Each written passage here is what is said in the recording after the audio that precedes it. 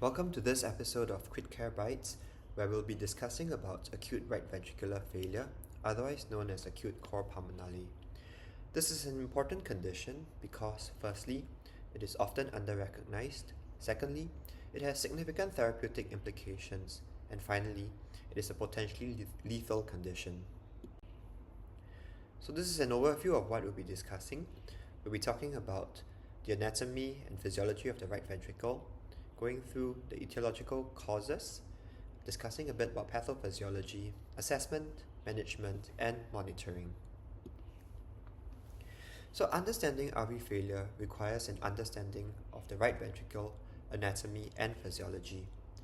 The right ventricle has a unique concentric shape that adheres to and shares the interventricular septum with the left ventricle. As such, its function is partly dependent on the LV function too. Right ventricular contraction occurs from the papillary muscles, then involving the RV free wall towards the septum, and finally contraction of the LV, causing a ringing motion. Collectively, this causes a peristaltic motion where movement is predominantly in the longitudinal direction, hence the usefulness of measures like tricuspid annular plane systolic excursion or TAPSE in measuring RV function. From a physiological standpoint, the RV is a low-pressure system in order to facilitate venous return. Blood is ejected almost continuously throughout systole and diastole through the low pressure, low resistance, and high compliance pulmonary vasculature. The thin-walled RV is thus able to accommodate increases in venous return, but unable to acutely overcome rises in pulmonary vascular resistance, unlike the left ventricle. Of importance also is that the perfusion of the right ventricle takes place in both systole and diastole, unlike the left ventricle, which is predominantly perfused in diastole. Moving on to causes of right ventricular failure, this can be classified into preload, contractility, and afterload considerations. Preload-wise, this can be due to tricuspid regurgitation.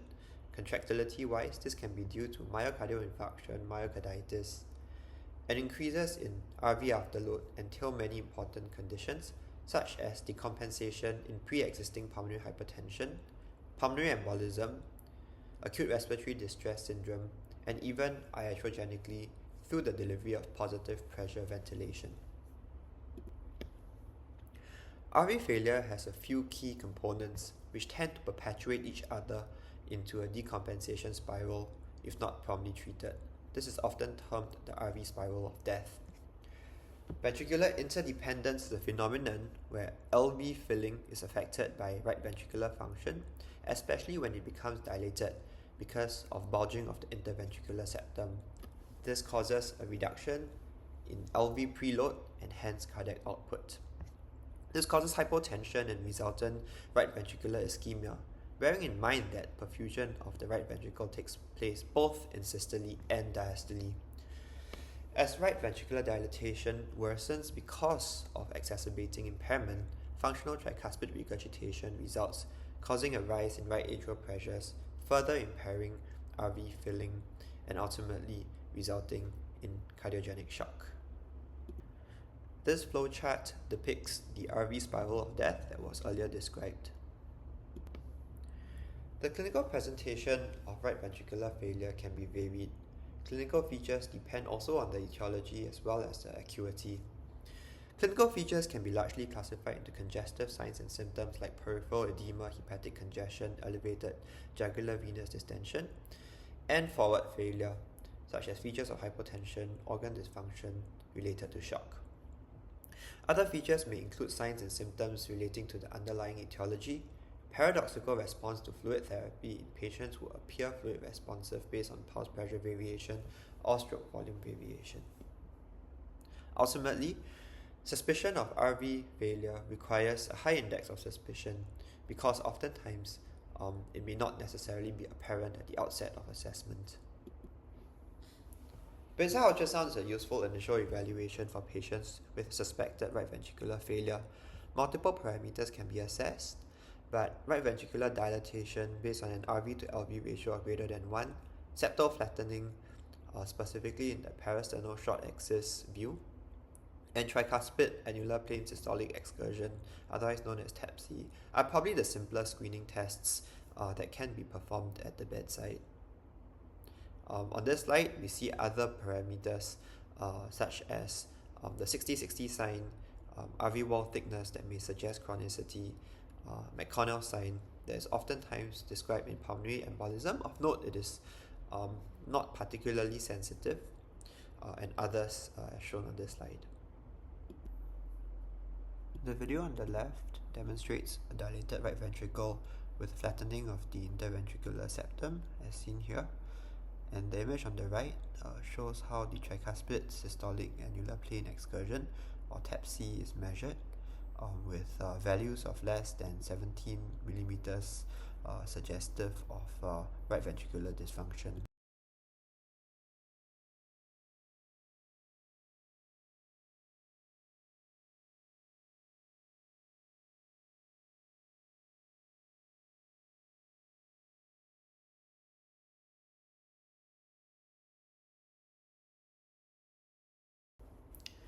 This slide outlines the broad management principles.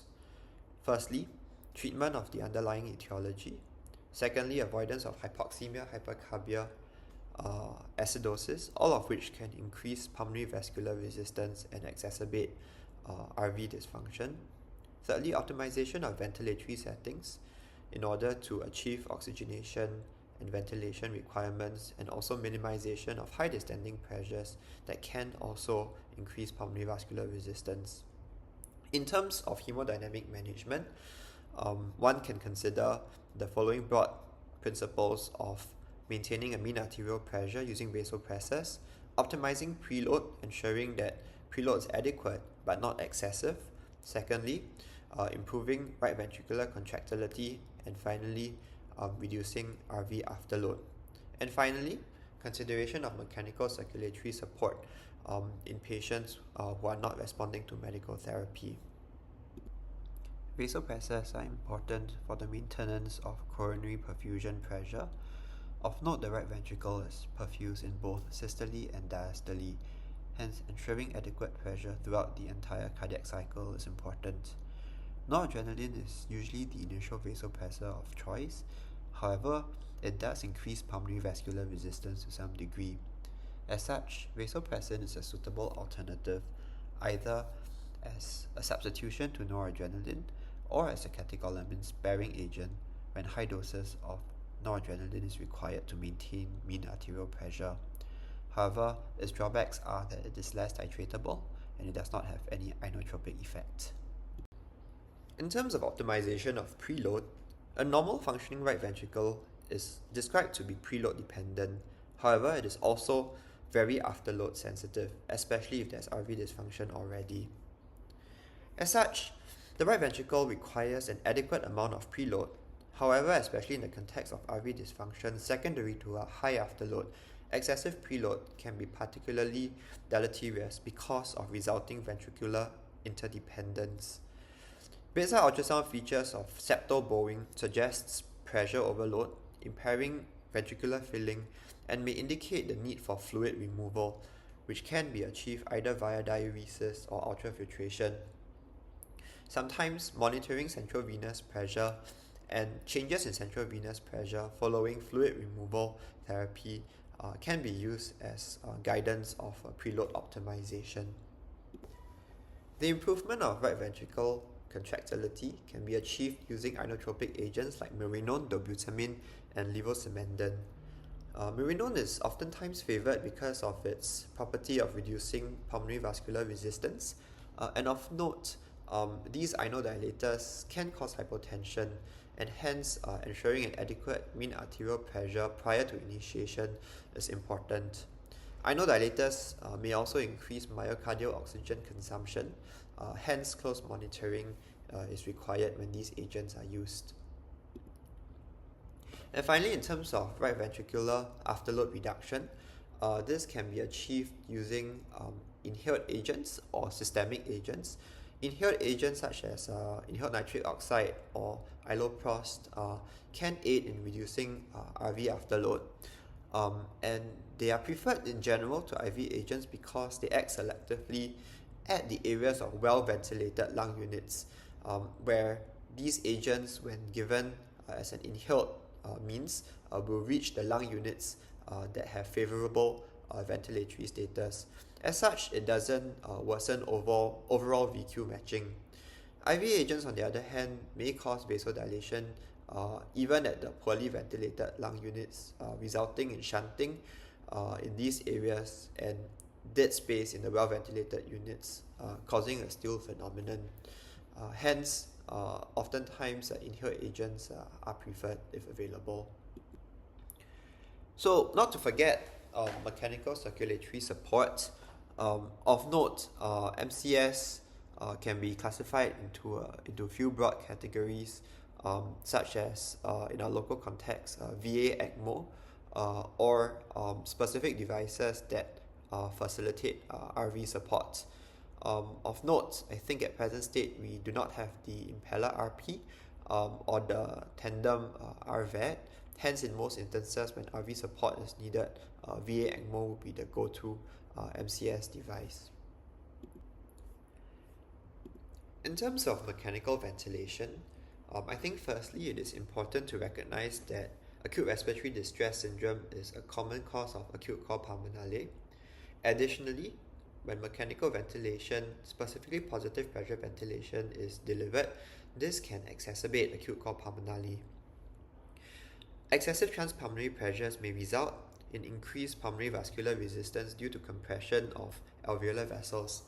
When we look at this diagram here on the right, that basically shows the relationship between pulmonary vascular resistance as well as lung volume, we see that pulmonary vascular resistance is lowest at FRC, or functional residual capacity, when the pulmonary lung volumes, and oftentimes associated with this is increased pressures, are excessive. This will result in a rise in terms of the overall pulmonary vascular resistance and increase the RV afterload in an already failing RV, exacerbating the RV failure of death cycle that was previously described.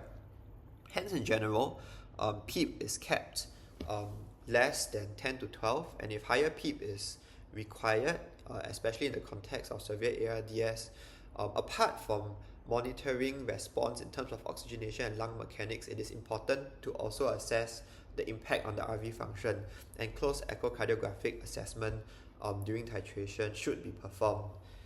Plateau pressure should be aimed less than 27 mm mercury and driving pressures of less than 17 mm mercury, and strict avoidance of hypoxemia, hypercarbia, and acidosis should also be achieved. Hence, when there is significant RV dysfunction, we do not generally accept permissive hypercapnia, and it would be important to ensure that pH and CO2 is adequately controlled. And this is contrasted in patients with just ARDS without significant RV dysfunction. Caution with too high respiratory rates may actually predispose to auto-PEEP and dynamic hyperinflation, worsening increases in RV afterload. Endpoint positioning should be considered in the context of ARDS because recruitment of additional dorsal lung units, apart from reducing shunting, can also increase the number of lung units participating in ventilation, reducing overall driving pressures and plateau pressures, ultimately resulting in a reduction in the RV afterload.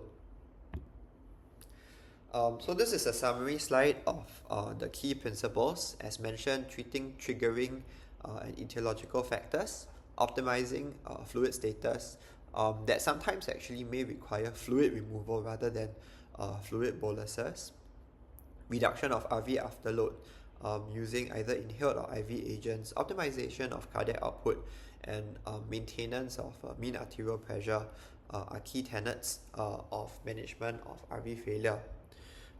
Thereafter, consideration of mechanical circulatory support as previously discussed. If patients are anticipated to have a reversible etiology, and the other piece that I actually did not mention earlier is actually consideration of best supportive care. This is especially in the context of patients who are already known to have severe pulmonary hypertension that is likely irreversible.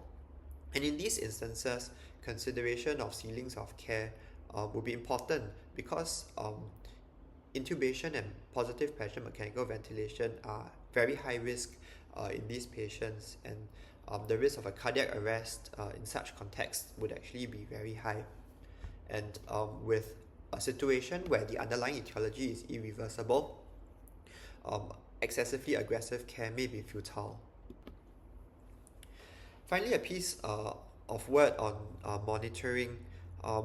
Firstly, one should be cautious with interpreting pulse pressure variation and stroke volume variation and even IVC variability as markers of fluid responsiveness. And this is because when there is ventricular interdependence, one would see significant changes in the cardiac output, even in situations where patients are not fluid responsive. And in fact, with further fluid loading and exacerbation of ventricular interdependence, the changes in cardiac output corresponding to changes in pulse pressure variation and stroke volume variation may be further exacerbated. And if one is not cautious and one does not recognize that there is RV failure, one may end up giving more fluids that can actually exacerbate the overall condition. Repeated echocardiographic assessment is also essential given the limitations of conventional cardiac output monitoring modalities. Other tools that can be used would be monitoring central venous oximetry, CO2 gap, and lactate. As mentioned previously, the central venous pressure can be used as an adjunctive guide to guide fluid removal. And the gold standard of diagnosis and monitoring would be the use of a pulmonary artery catheter, where right-sided indices such as RVEF, the RV EDV, as well as the pulmonary vascular resistance can be monitored, as well as overall global indices such as SVO2 and cardiac index. So I think in conclusion, RV failure is definitely an important condition because, as mentioned, it is under-recognized. Therapies are oftentimes opposite from how we would normally approach a patient in shock. For example, fluids may not necessarily always be the answer, and excessively high doses of vasopressors like noradrenaline may increase the RV afterload further. When the RV fails, it is subjected to a high afterload. It results in an RV spiral of death as described by the components of ventricular interdependence, impaired LV filling, RV ischemia, and functional tricuspid regurgitation. A high index of suspicion to diagnose RV failure is required, and oftentimes putting an ultrasound probe on the patient's heart would be the first step to cue us in on this possible diagnosis. Certain aspects of management are counterintuitive, as mentioned. When it comes to fluids, when it comes to even hypoxemia, it doesn't necessarily mean that more PEEP is better, and permissive hypercapnia or allowing pH levels to go to slightly lower ranges may not be suitable in this context because these factors all increase pulmonary vascular resistance. One needs to optimize blood pressure, preload contractility, and afterload, and optimizing the ventilator based on not just ventilatory and oxygenation parameters, but also considering the impact on the RV is imperative. And finally, monitoring, ideally with a PA catheter if available, but if it is not available, then regular ultrasound using central venous pressure and other perfusion indices will be important markers to guide overall management. So I've come to the end of the presentation. I hope that you found it useful. Thank you.